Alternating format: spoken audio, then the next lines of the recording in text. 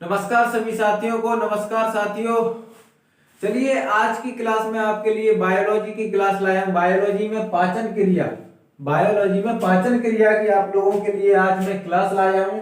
आप लोगों को बोर्ड पर मैप दिख रहा होगा कि आपको बायोलॉजी के बारे में, आज पाचन क्रिया के बारे में जो भी जितनी भी जानकारी है, हमारे जो बॉडी होता है इसमें पाचन क्रिया कहाँ से शुरू होती है और कहाँ तक चलती है, कहाँ पर किस वसा का पाचन कहाँ पर होता है, प्रोटीन का पाचन कहाँ पर होता है, फैट का पाचन कहाँ पर होता है, ये सारी जानकारियां आप लोगों को मैं आज की क्लास में बताने वाला हूं। और ये क्लास आपकी एमपी पुलिस के लिए बहुत ही महत्वपूर्ण क्लास होने वाली है, क्योंकि बायोलॉजी एमपी पुलिस में जो साइंस होता है, साइंस आपका 10 से 12 नंबर का साइंस एमपी पुलिस में पूछा जाता है। तो आप लोगों के लिए बायोलॉजी की क्लास 1-2 नंबर की जरूर हो सकती है।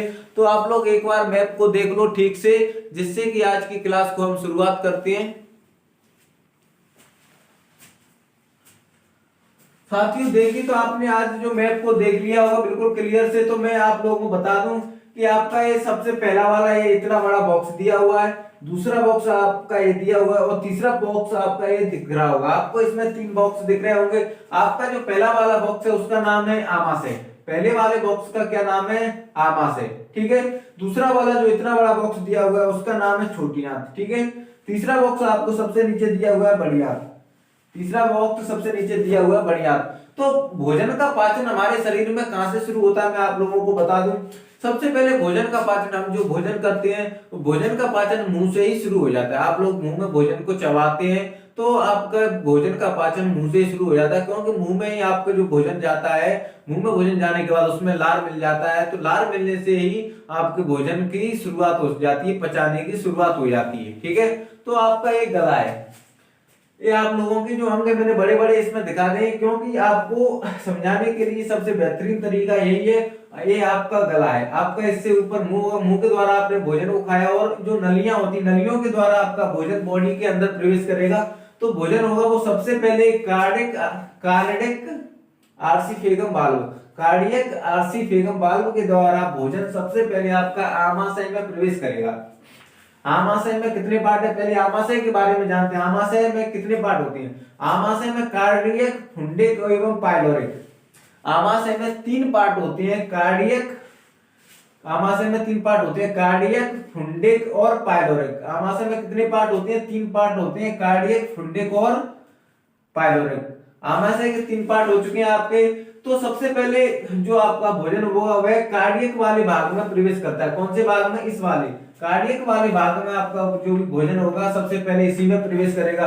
तो कार्डियक वाले भाग में क्या होता है? भोजन का स्टोर होता है। भोजन का स्टोर यानी भोजन का संग्रहण होता है।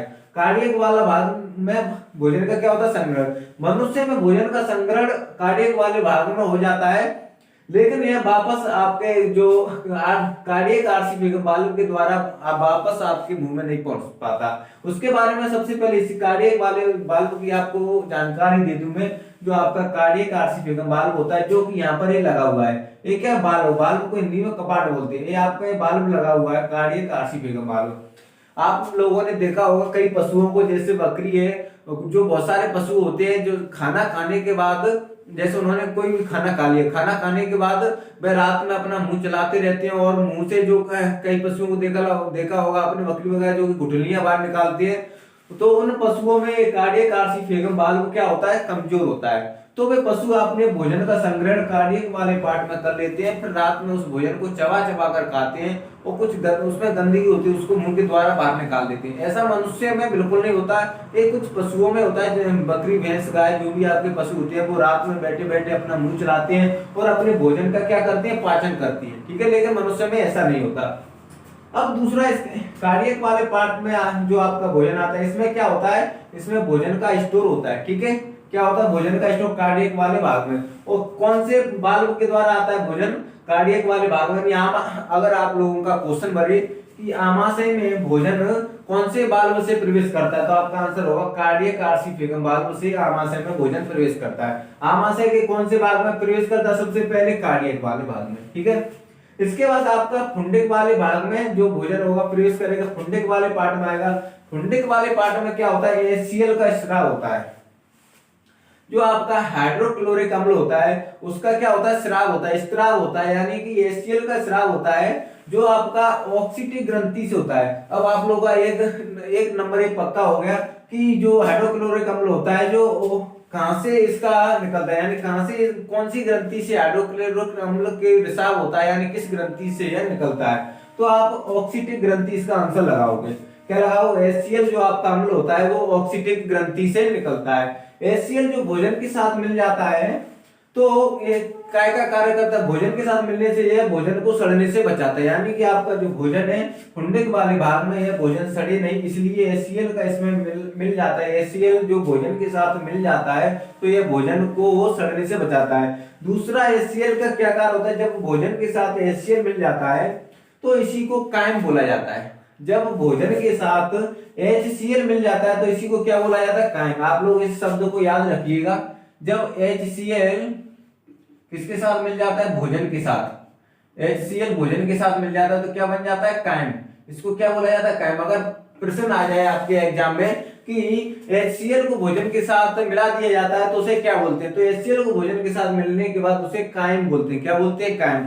अगर जैसे आपके मुंह से भोजन का चबाना शुरू हुआ और मुंह में क्या मिल जाता है, लार, भोजन में लार मिल जाती है, उसे क्या कहते हैं, तो भोजन में अगर मुंह के द्वारा लार मिल जाती है उसको बोलस कहा जाता है। इसको भी आप याद रखिएगा, लार, अगर भोजन में लार मिल जाए, यहाँ पर हमने लिखने के लिए स्पेस नहीं इसलिए मैं लिख नहीं रहा, आप लोग नोट कर सकते हो अलग से, अगर भोजन में लार मिल जाए तो उसे बोलस कहा जाता है।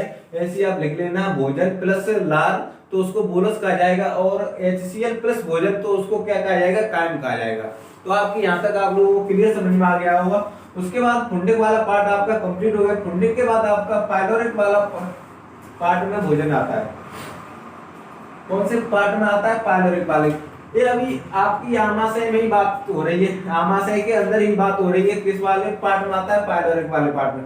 पाइलोरिक पार्ट में क्या होता है, जठर रस निकलता है पाइलोरिक ग्रंथि से। आपका एक नंबर का क्वेश्चन ये बन सकता है, जठर रस कौन सी ग्रंथि से निकलता है, तो आप लोग आंसर लगाओगे कि पाइलोरिक ग्रंथि से जठर रस निकलता है। किस ग्रंथि से निकलता है, पाइलोरिक ग्रंथि से जठर रस निकलता है।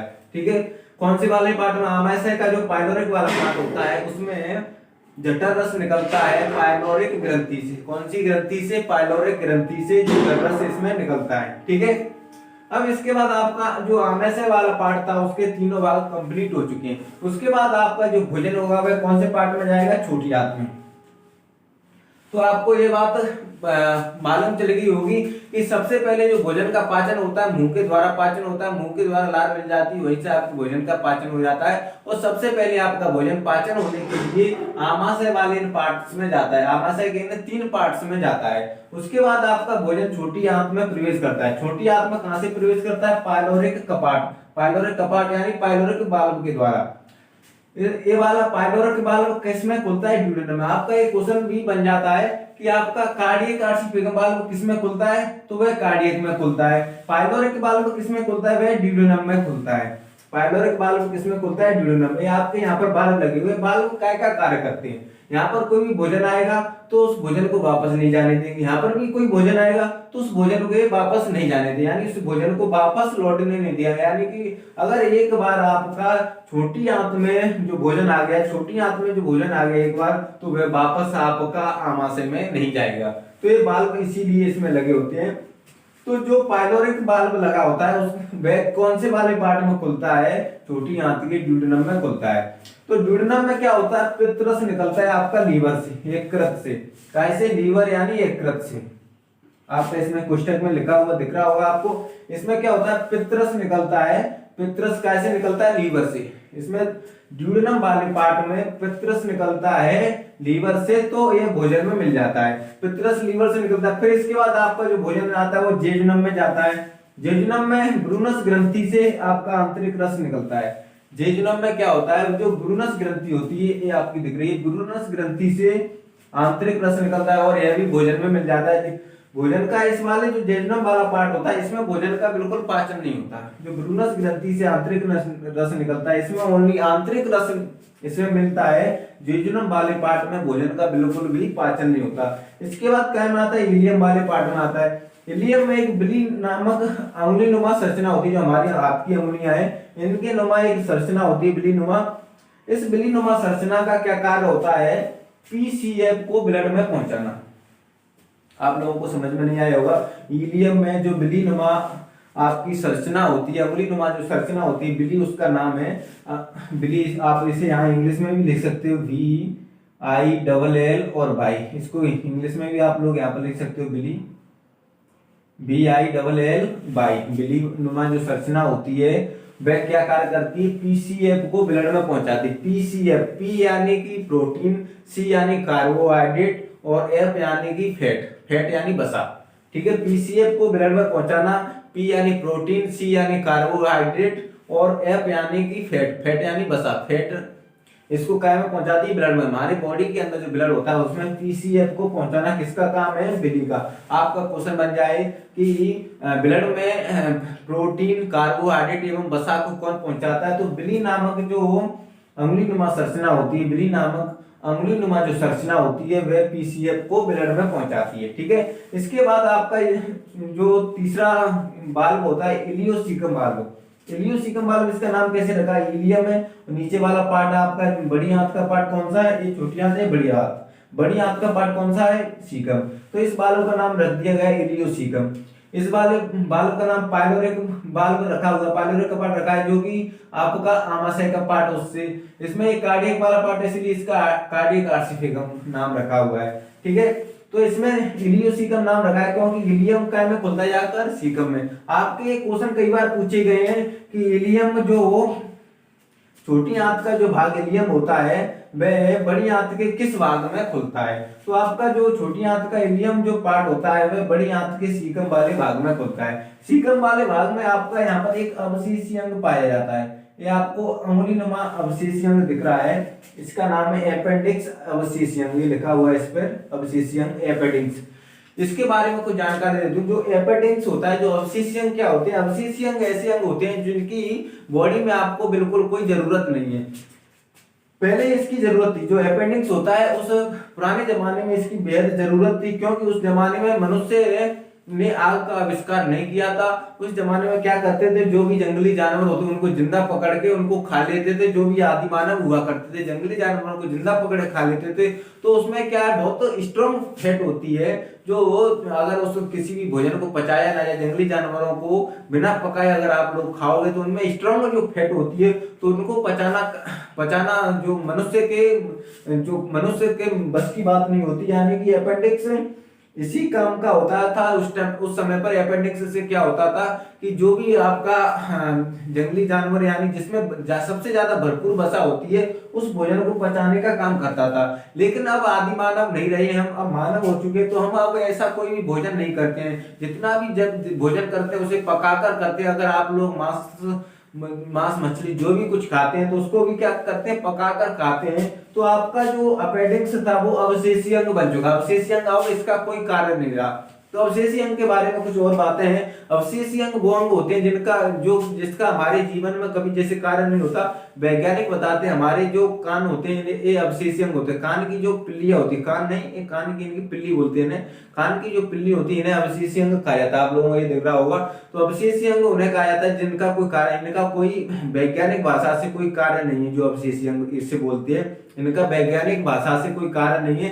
तो वैज्ञानिकों का मानना है जो हमारी बॉडी के अंदर अवशेषी अंग होते हैं वह कुछ वर्षों बाद धीरे धीरे समाप्त हो जाएंगे। वैज्ञानिकों का मानना है कि ये हमारी पिल्ली होती है, ये कुछ वर्षों में समाप्त हो जाएंगे। और वैसे ही आपका जो अपेंडिक्स अवशेषी अंग दिख रहा है ये भी हमारा समाप्त हो जाएगा। ठीक है, सीकम भाग में आपका क्या होता है, बड़ी आंत के सीकम वाले भाग में अपेंडिक्स अवशेषी अंग होता है, इसको आपको याद रखना है। उसके बाद आपका कोलन वाला भाग होता है। कोलन वाले भाग में जो भोजन पचा हुआ होता है, हमारा कोलन वाले पार्ट में भोजन आपका पचा हुआ होता है, उसमें जल का अवशोषण होता है। क्या होता है, जल का अवशोषण होता है। यानी कि जितना भी उसमें भोजन के साथ जल होता है उस पूरे जल का क्या कर लिया जाता है, अवशोषण कर लिया जाता है कोलन वाले भाग में।